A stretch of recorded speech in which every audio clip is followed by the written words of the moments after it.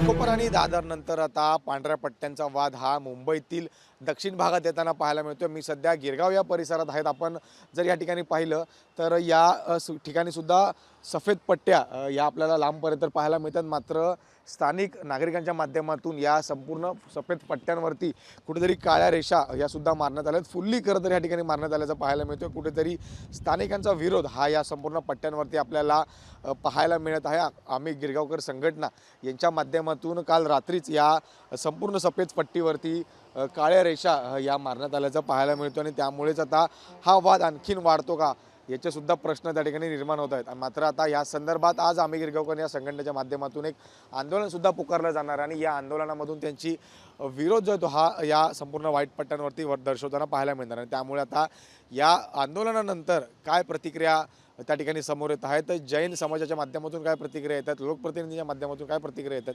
हे सुद्धा पाहणं तितकंच महत्त्वाचं राहणार आहे। व्हिडिओ जर्नलिस्ट सिद्धार्थ दुबाळे, मी जय पवार, जय महाराष्ट्र, मुंबई।